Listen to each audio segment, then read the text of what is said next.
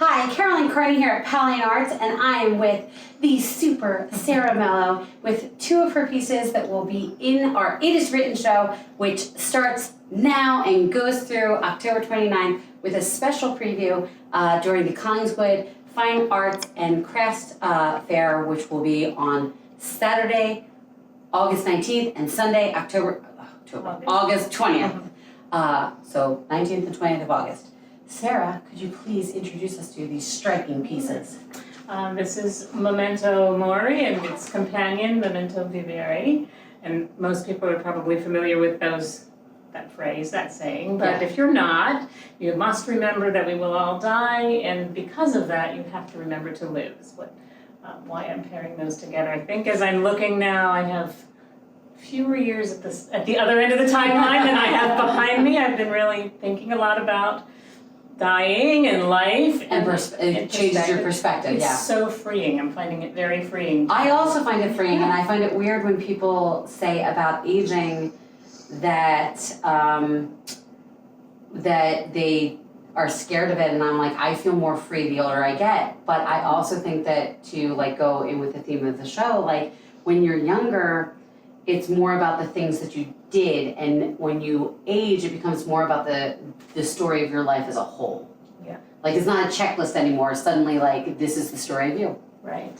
Yeah, I was thinking that you were going to say something about how your timeline is sort of stretched out in front of you, and you have these things written in that you're going to do. Oh yeah, exactly. Now you're like, and now you're like, I did some, I didn't do some. Yeah, but and I think as long as the balance of your life, you're like, I like the journey I'm on. I like the story that's my life. I think you're good.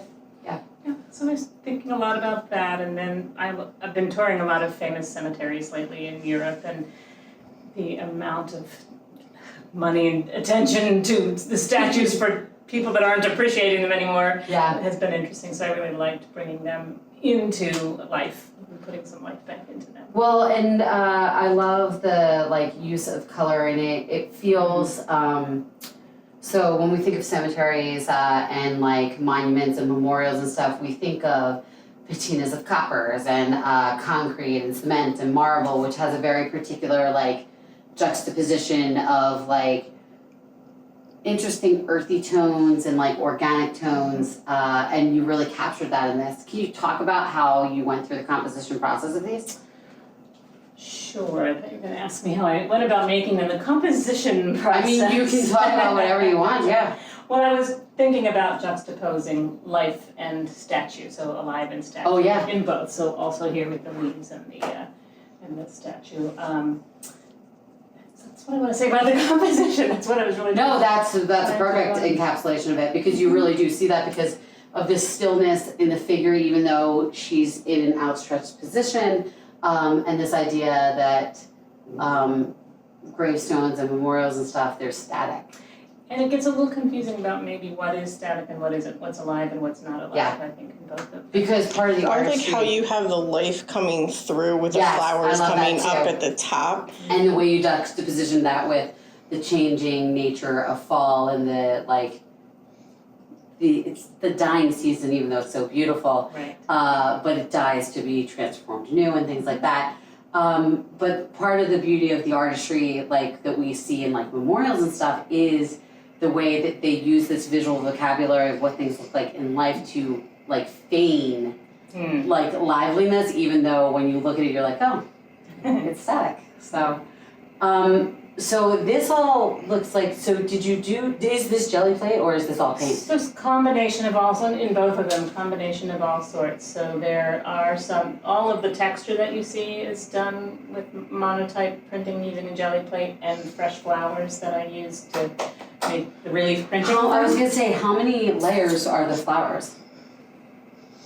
I don't even remember any longer. I'm always asking. What I do is make a whole background of texture first and then start putting things on top. So, although I might not have put some where the body is, but you can see there's layers and layers of relief prints of flowers and then.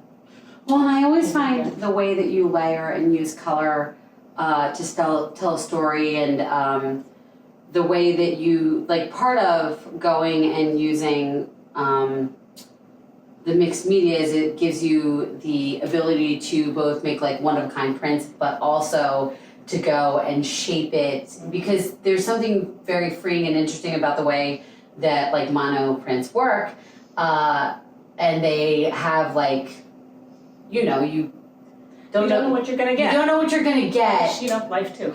But there's also a nice cultivation that you do of that, like through the way that you use line that you add and things like that, which I always find fascinating.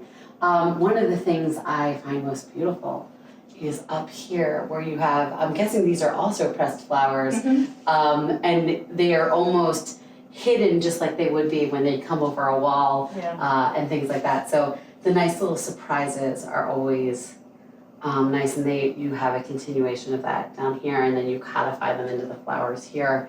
And the idea that this has life coming from it while also being a crack, like a decay on like new life, is like very interesting. Yep, and I like that. I was thinking about how much effort the people who make these beautiful sculptures go to. It's the least developed part of the painting. So the thing that represents the monument to death is in both of them, you know, the least worked. Yeah. And I actually want to shift to this one a little bit.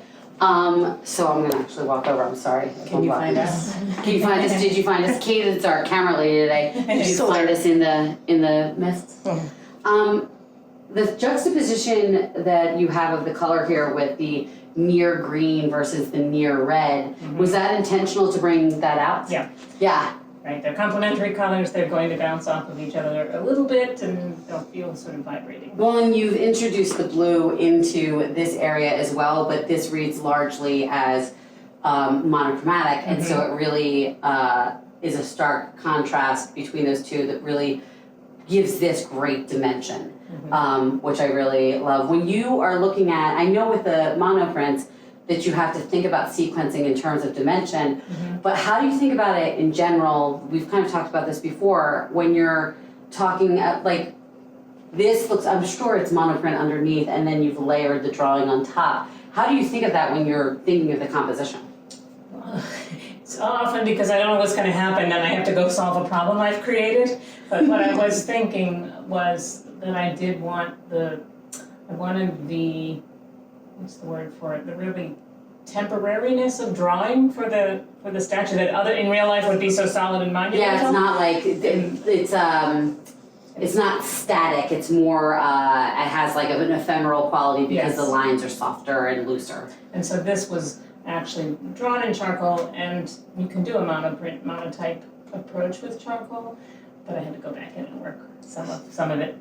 It's a little bit of both. Yeah. I also think that the juxtaposition between these two is really nice because this is much more static and tense, whereas I'm sorry if I'm misidentifying, but this woman is much more flowy and curvaceous, whereas this is harder lines with a circular background, and then this is a flowy monument with the more brick straight things.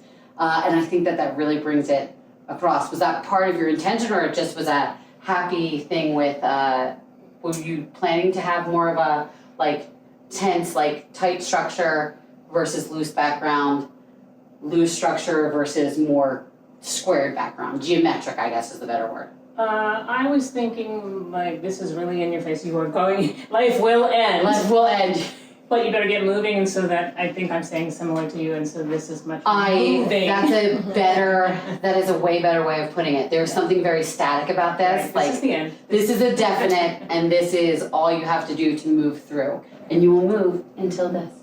And for people who are from the Cleveland area, this, I won't tell you where, but this statue exists in a cemetery there, and when it rains, it cries black tears. It's a pretty amazing sculpture. I was going to say yourself. That's fascinating and yet like horrifyingly creepy. And like it's one of those things, much like life versus death, like it's one of those juxtapositions that there's beauty and grace depending on the perspective. Absolutely. Like, and you can be simultaneously like, and also like, that's wonderful, when do I see it? Yeah. So you have to come see Sarah's very striking, beautiful, well thought out, intricate, energetic pieces from now through October 29th at Powell Arts.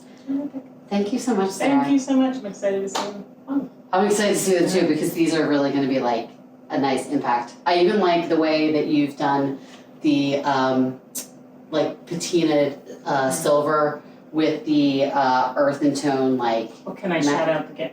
Yeah, please do. This is courtesy of the folks at Arts Plus Gallery. They are brilliant with choosing frame and mat to really complement the work. And so Yeah. Rita really helped me pick this out and they Well, really sing. It really sings because also like it has a the monochromatic and the like calling of like the burgundy and the brown and all of that all works. She got what I Beautiful. was going for. Yeah. So these are Yeah. beautiful pieces and they're going to be really striking on the wall. They're striking here. They'll be really striking on the wall. All right, So thank you so much. Bye.